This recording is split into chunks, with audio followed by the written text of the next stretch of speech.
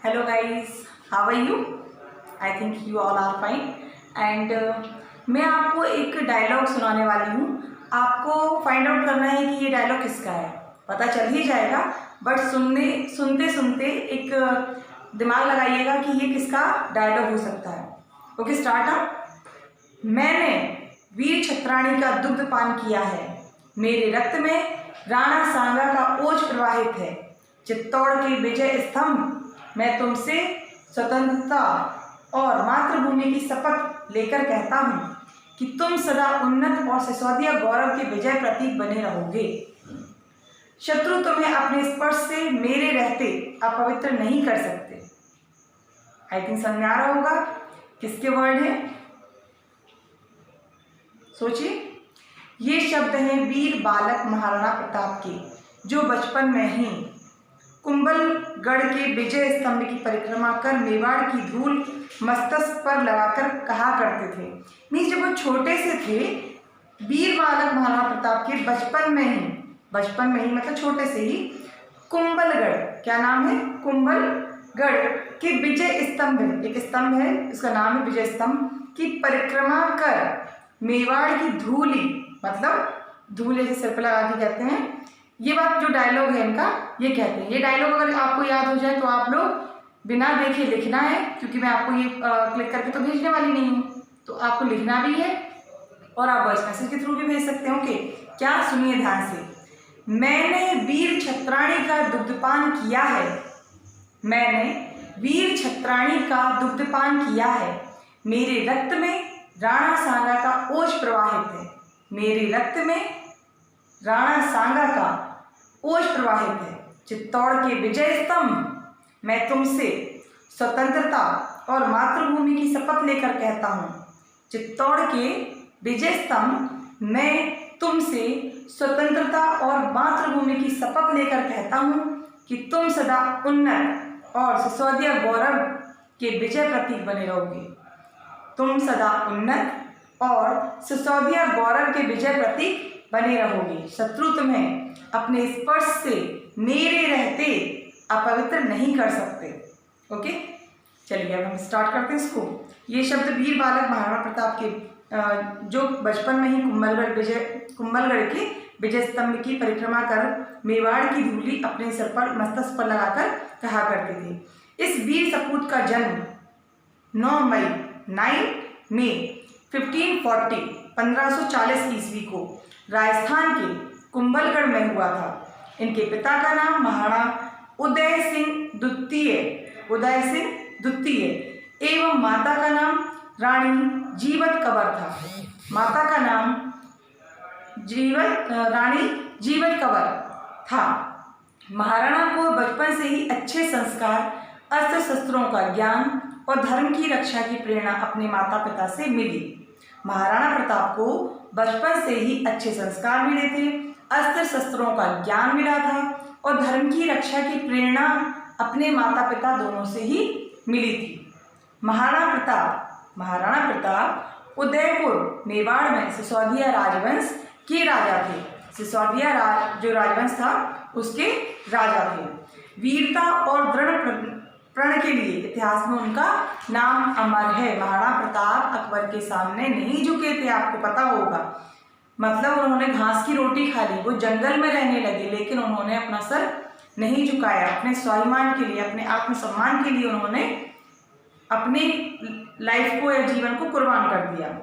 जब मुगलों ने, मुगल से मतलब वही अकबर का आ गया ना, जब मुगलों के आतंक व अत्याचार से लोग हताश हो रहे थे, तो ऐसे समय में उन्होंने मेवाड़ की भूमि को मुगलों के चंगुल से छुड़ाने हेतु न केवल वीरतापूर्वक संघर्ष किया, बल्कि समस्त देशवासियों के लिए एक अनन्य प्रेरणा का संचार किया। 1576 ईस्वी में, कब, 1576 ईस्वी में हल्दी घाटी में महाराणा प्रताप और अकबर के बीच युद्ध हुआ। किनके बीच युद्ध हुआ? महाराणा प्रताप और अकबर के बीच में, जो पूरे विश्व के लिए आज भी एक मिसाल है। पूरी वर्ल्ड में ये बहुत ही एक मिसाल के तौर पर बात कही जाती है। इस युद्ध में महाराणा प्रताप ने 20,000 राजपूतों के साथ, कितने, 20,000 राजपूतों के साथ लेकर जो अपनी मतलब सेना गठित की, जो उन्होंने मुगलों की 80,000 सेना का सामना किया। मीन्स इनके पास कम सेना थी, मुगलों के पास उसकी 4 गुना ज़्यादा थी। अपनी अभूतपूर्व वीरता और साहस से मुगल सेना के दांत खट्टे कर दिए और अकबर के सैकड़ों सैनिकों को मौत के घाट उतार दिया। इनके घोड़े का नाम था चेतक। शायद सुना होगा, अगर कोई इसकी एक पोयम है चेतक की, अगर आप उसको फाइंड आउट करते हैं तो वो भी आप लिख सकते हैं और मुझे बता सकते हैं। इस युद्ध में यह घोड़ा उनका सहायक बना, हेल्पर बना। जैसे आपके अर्जुन थे, उनके सारथी कृष्ण भगवान बन गए, हेल्पर बन गए, इसी तरह यहाँ पे चेतक भी महाराणा प्रताप के हेल्पर थे। चेतक की बहादुरी की गाथाएं आज भी लोग सुनाते हैं। एक कोटेशन बहुत अच्छी, रणबीच चौकड़ी भर भर कर, रणबीच चौकड़ी भर भर कर चेतक बन गया निराला था, राणा प्रताप सिंह के घोड़े से पड़ गया हवा का पाला था। ये 2 लाइन भी आप बिल्कुल अच्छे से याद कीजिए, बहुत शानदार लाइन्स हैं। रणबीच चौकड़ी भर भर कर, रणबीच चौकड़ी भर भर कर चेतक बन गया निराला था। चेतक कैसा बन गया था? निराला बन गया था। मीन्स एक यूनिक पर्सन हो जाते हैं ना, कि हम हटके काम करते तो यूनिक हम लोग का एक अलग अंदाज नजर आता है। राणा प्रताप सिंह के घोड़े से पड़ गया हवा का पाला था। इस लाइन का अगर मतलब समझ में आए तो बताइए, नहीं तो मैं नेक्स्ट टाइम बताऊंगी। ओके। महाराणा प्रताप को अपनी मातृभूमि से असीम प्रेम था या असीम प्यार था। मेवाड़ की भूमि को मुगलों के आधिपत्य से बचाने के लिए इन्होंने दृढ़ प्रतिज्ञा कर ली थी कि ये लोग हमारे यहाँ कब्जा अधिकार स्थापित नहीं कर सकते, कि जब तक मैं मेवाड़ आज़ाद नहीं, मतलब मैं मेवाड़ को आज़ाद नहीं करा लेता हूँ, मैं महलों को छोड़कर जंगल में निवास करूँगा। ये प्रण किसने किया था? महाराणा प्रताप ने। स्वादिष्ट भोजन को त्याग कर कंदमूल फलों से ही पेट भरूंगा, किंतु अकबर का आधिपत्य कभी स्वीकार नहीं करूँगा। ये इनकी वर्डिंग थी कि मैं कुछ भी हो जाए, अपना मतलब जो जब तक इनका कब्जा रहेगा, मैं यहाँ पे महल में नहीं रहूँगा, मैं हर चीज़ का त्याग करता हूँ, मैं जंगल में रहूँगा, कंदमूल खाकर पेट भर लूँगा, लेकिन इनकी गुलामी स्वीकार नहीं करूँगा। किनकी? जो अकबर का क्या बोलते हैं अकबर के, उसको एक बार देख लेते हैं यहाँ पे। अकबर का आधिपत्य स्वीकार नहीं करूँगा। वे अपना सर्वस्व गंवाकर भी अपने देश, अपनी मातृभूमि की रक्षा करने के लिए कृत संकल्प थे। कौन? यहाँ अकबर आंसर मत दे दीजिएगा, यहाँ पे कौन? हमारे महाराणा प्रताप के बारे में बात हो रही है। वे देश सेवा का आमरण व्रत इन शब्दों में दोहराते हैं, मैं स्वदेश के हित जीवित हूँ, उसके लिए मरूंगा। मैं स्वदेश के हित जीवित हूँ, उसके लिए मरूंगा। हल्दी घाटी के युद्ध में पराजय के बाद महाराणा चित्तौड़ छोड़कर वनवासी हुए। महारानी सुकुमार, राजकुमारी और कुमार घास की रोटियां और निर्जर के जल पर किसी प्रकार जीवन व्यतीत करने के लिए बाध्य हो गए। नॉर्मल सी बात है, जब उन्होंने त्याग कर दिया वो अपने फिर लाइफ को ऐसे ही जीने लगे। अरावली की गुफाओं में निवास करते हुए कष्टमय जीवन व्यतीत किया, लेकिन उन्होंने दिल्ली सम्राट अकबर की अधीनता को स्वीकार नहीं किया। उनका कथन था, जब तक सांस स्वतंत्र रहूंगा, दास नहीं हो सकता।